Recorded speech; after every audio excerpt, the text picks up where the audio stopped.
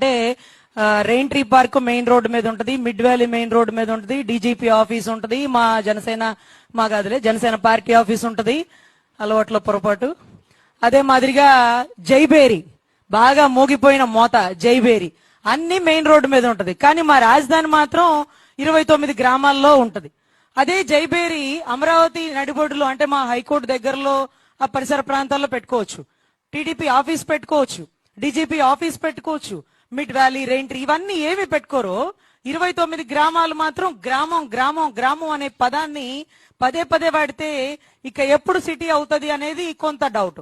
తర్వాత 1000 ఎకరాలు ఇచ్చేస్తే అంటే మొన్న లోకేష్ గారు కబురు చేశారు, మీరు వెళ్ళలేదని ఒక స్టేట్మెంట్ విన్నాను. ఇప్పుడు 1000 ఎకరాలు ఇస్తాము రమ్మని కబురు చేస్తారు. 1000 ఎకరాలు ఎక్కడో తుప్పల్లో ఇస్తారు. ఆఫ్ కోర్స్ మీరు తీసుకుంటారేమో, ఉన్న పరిస్థితిని బట్టి తీసుకుంటారు.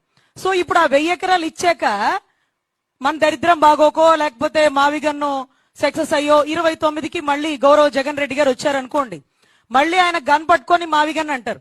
అప్పుడు ఈ రాజధాని రైతులు పాపం భూములు ఇచ్చి ధర్నాల్లో గత 5 ఏళ్లు కూర్చున్న వాళ్ళు మీరు వాళ్ళ వైపు ఖచ్చితంగా మాట్లాడాలా.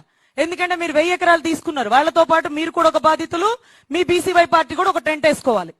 సో ఇప్పుడు అంటే మీకు ఇందాక ఆయన అడిగినప్పుడు మీ పరిధి ఎంత అంటున్నారు, అదేంటది ఏ పార్టీ వస్తే వాళ్ళు రాజధాని 3 కాదు 30, అది కాదు ఇది కాదు అదని ఎవరిష్టం వచ్చినట్టు వాళ్ళు మార్చుకోవడానికి అదేమీ హెరిటేజ్ కాదు, సాక్షి పేపర్ కాదు, లేకపోతే సినిమా కాదు, అంటే వాళ్ళకి ఇష్టం నచ్చినట్టు చేసుకోవడానికి.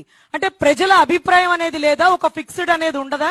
అది కూడా గ్రామాలు డెవలప్ అవడానికి 50 ఏళ్లు పడుతుందని వారి కేంద్ర శాఖ మంత్రి చెప్తారు. ఇప్పుడు మీరు మావిగన్ కి సపోర్ట్ చేయనక్కర్లేదు, అమరావతికి సపోర్ట్ చేయనక్కర్లేదు. పర్ సపోజ్ ప్రభుత్వం మారితే రైతుల పట్ల చిత్తశుద్ధిగా ఉండి వాళ్ళకి కాంపన్సేషన్ ఇస్తారా? ఎందుకంటే జగన్ అనే వ్యక్తి ఒక మొండోడు, మొదలే చేయలేదు, ఇప్పుడు అసలు చేయనంటున్నాడు, ఎవరు చేయలేరు అంటున్నాడు. సో ఖచ్చితంగా చేయడు. అప్పుడు ఈ రాజధాని రైతుల పరిస్థితి ఏంటి? హైకోర్టు, సెక్రటేరియట్, సచివాలయం ఈ 3. అప్పుడు 2014-19లో 3, 24-29లో 3. అప్పుడు తాత్కాలికం, ఇప్పుడు పర్మనెంట్. అప్పుడు ఎంత కోట్లే ఖర్చు అయిందో 8000 కోట్లు అని చెప్తున్నారు. ఇప్పుడు ఇంకా 1000 కోట్లు అంటూ పార్లమెంట్ లో చెప్పారు. ఆ 3 ఈ 3 తారుమారు తక్కరమారు ఈ 3 జరుగుతున్నాయి. ఈ 3 తప్ప ఏమీ రాకపోతే అంటే ఒక టీసీఎస్ కంపెనీ, ఒక ఇన్ఫోసిస్ కంపెనీ ఇవన్నీ కూడా రావాలి కదా.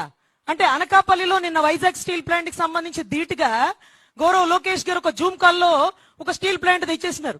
అదే అనకాపల్లిలో ఆక్సిజన్ అందక కరెంటు లేక ఒక పసిబిడ్డ చనిపోయింది. మరి స్టీల్ ప్లాంట్లన్నిటికీ కరెంట్ సప్లై అవుతుంటే అంటే కరెంట్ కన్స్యూమేటివ్ ఎక్కువ అయిపోతుంటే అక్కడ సాధారణ ప్రజానికానికి ఎలా? జూమ్ కాల్ తో ఆయన కంపెనీలు తెచ్చారు. అఫ్ కోర్స్ వారు ఆపలేరు అనుకోండి జూమ్ కాల్లో. సో జూమ్ కాల్లో తెచ్చినటువంటి కంపెనీలు కానీ అదే కంపెనీ కొంచెం కష్టపడి జూమ్ ఇంకొంచెం ఎక్కువసేపు చేస్తే ఆ కంపెనీ ఏదో అమరావతికి వస్తే బాగుండు కదా. అంటే ఆ కంపెనీ కోసం జనాలు వచ్చేస్తారు, పాపులేషన్ వస్తుంది. ఫర్ సపోజ్ జడ్జి క్వార్టర్స్ కట్టారు, వాళ్ళకి బందోబస్తు ఉంటుంది. ఎమ్మెల్యే క్వార్టర్స్ కట్టాడు, వాళ్ళకి సెక్యూరిటీ వాళ్ళు ఉంటారు.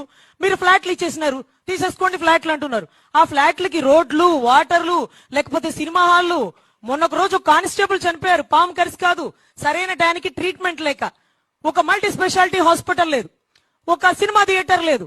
హైకోర్టులో ఒక అడ్వకేట్ గారికి ఒళ్ళంతా చెమటపడి హార్ట్ స్ట్రోక్ వస్తే మేము ఎక్కడికి తీసుకెళ్లాలి? దగ్గరలో ఇక్కడ దగ్గరే ఉండదండి, ఏదైనా లాంగే ఉంటే హాస్పిటల్ దాకా, లేకపోతే మీ ఊరికి తీసుకుపోవడమే అనే పరిస్థితికి మేము విజయవాడ తీసుకొస్తే విజయవాడ ట్రాఫిక్, విపరీతమైన ట్రాఫిక్.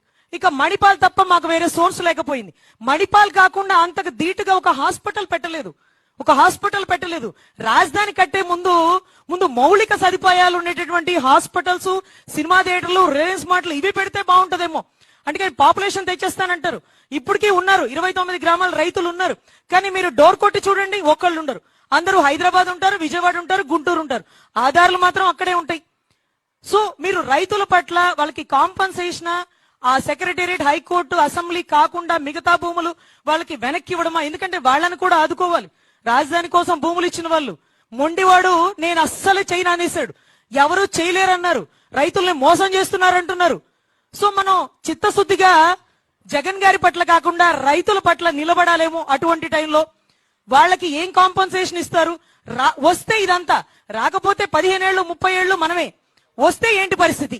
మీరు ఎవరి పక్షాన్ని నిలబడతారు?